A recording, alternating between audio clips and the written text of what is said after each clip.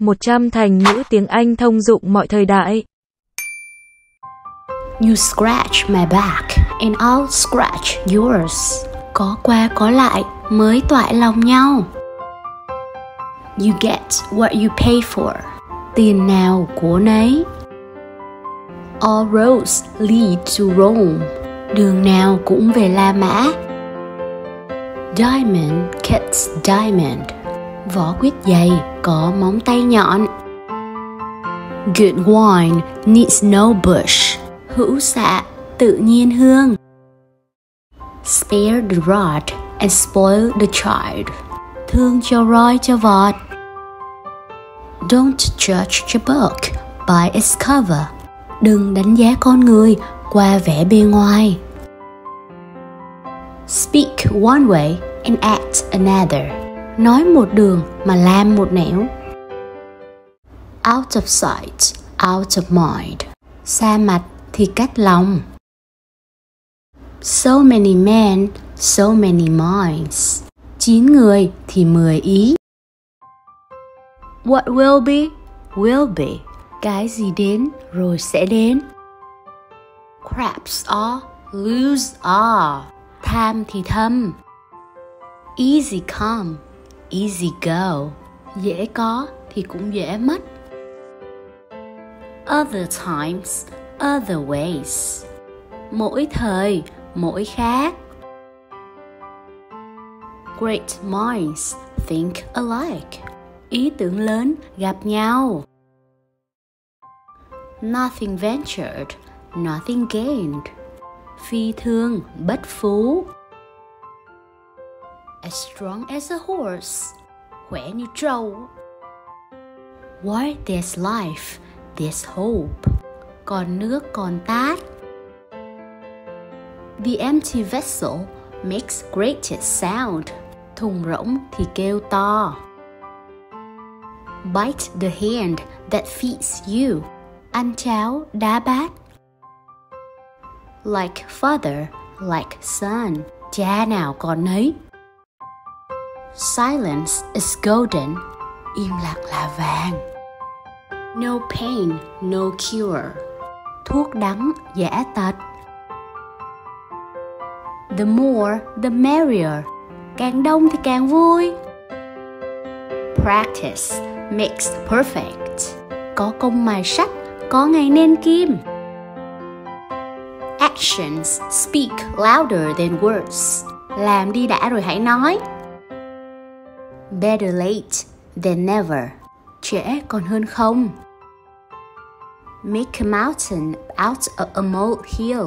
Chuyện bé xé ra to.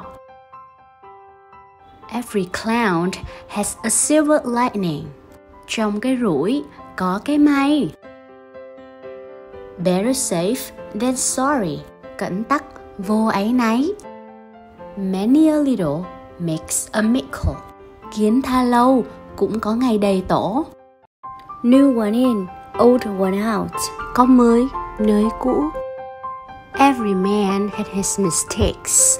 Không ai là hoàn hảo cả. Every day is not Sunday. Sông có khúc, người có lúc. When in Rome, do as the Romans do. Nhập gia thì tùy tục. Slow but sure. Chậm mà chắc. Beauty is only skin deep. Cái nết đánh chết cái đẹp. Every jack has his chill. Nồi nào thì úp vung nấy. No pain, no gain. Có công mài sắt, có ngày nên kim. A friend in need is a friend indeed. Hoạn nạn mới biết bạn hiền. Easier said than done. Nói thì dễ mà làm thì mới khó. Men make houses, women make homes. Đàn ông xây nhà, đàn bà xây tổ ấm. The grass is always green on the other side of the fence. Đứng núi này, trông núi nọ. Two can play that game. Ăn miếng, trả miếng. Habit cures habit.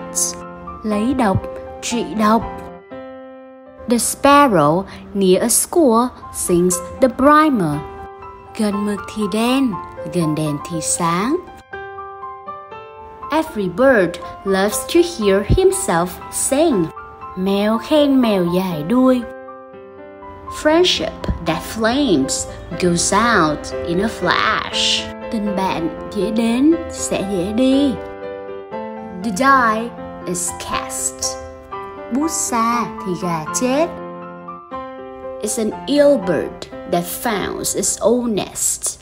Vạch áo cho người xem lưng. Give him an inch and he will take a yard. Được voi đòi 2 bà. A wolf won't eat wolf. Hổ dữ không ăn thịt con. A mess is as good as a mile. Sai 1 ly, đi 1 dặm. Losers are always in the wrong. Thắng làm vua, thua làm giặc. Never offer to teach fish to swim. Múa rìu qua mắt thợ. It's no use beating around the bush. Nói gần, nói xa, chẳng qua nói thật. He laughs best who laughs last. Cười người hôm trước, hôm sau người cười. Jack of all trades and master of none. Nghề nào cũng biết, chẳng tin nghề nào. He who excuses himself accuses himself. Có tật, giật mình. Beauty is in the eye of the beholder. Yêu nên tốt, ghét nên xấu. Blood is thicker than water. Một giọt máu đào hơn ao nước lã. His eyes are bigger than his belly. No bụng đói con mắt. It's the first step that counts. Vạn sự khởi đầu nan. When the cat is away, the mice will play. Vắng chủ nhà, gà mọc đuôi tôm. Who drinks will drink again. Chứng nào, tật nấy. To carry coals to Newcastle. Chở củi về rừng. A good turn deserves another. Ở hiền gặp lành. Haste makes waste. Dục tốc bất đạt. Where there's smoke, there's fire. Không có lửa, làm sao có khói? We reap what we sow. Gieo gió, ắt gặp bão. Let bygones be bygones. Cái gì đã qua rồi thì hãy cho qua nhé. Don't count your chickens before they hatch.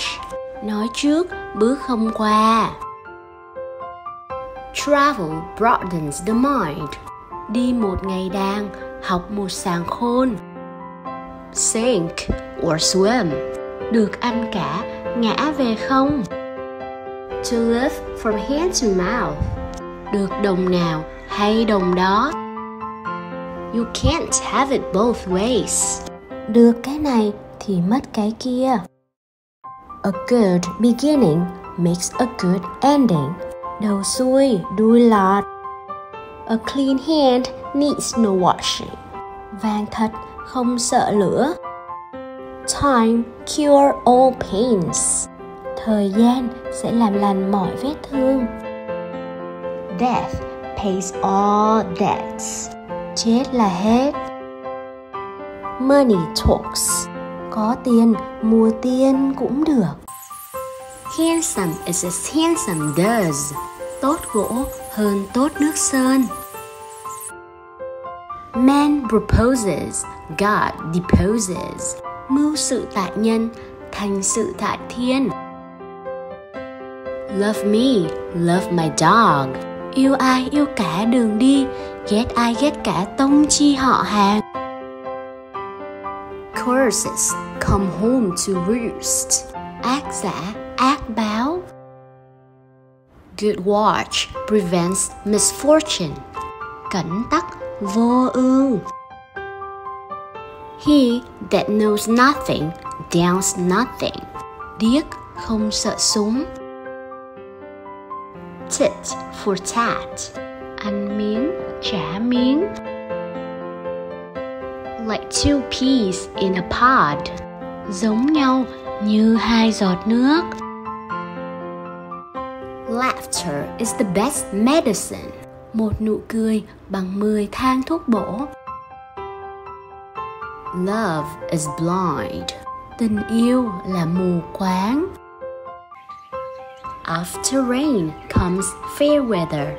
Sau cơn mưa, trời lại sáng. A good name is sooner lost than won. Mua danh 3 vạn, bán danh 3 đồng. If you can't bite, never show your teeth. Miệng hung, gan sứa. To kill two birds with one stone. Một mũi tên trúng 2 đích. A black hen lays a white egg. Xanh vỏ, đỏ lòng. The failure is the mother of success. Thất bại là mẹ thành công. A good face is the best letter of recommendation. Nhân hiền tại mạo. A good name is better than riches. Tốt danh hơn tốt áo. A man is known by the company he keeps. Nhìn việc biết người. All that glitters is not gold. Chớ thấy sáng loáng mà tưởng là vàng.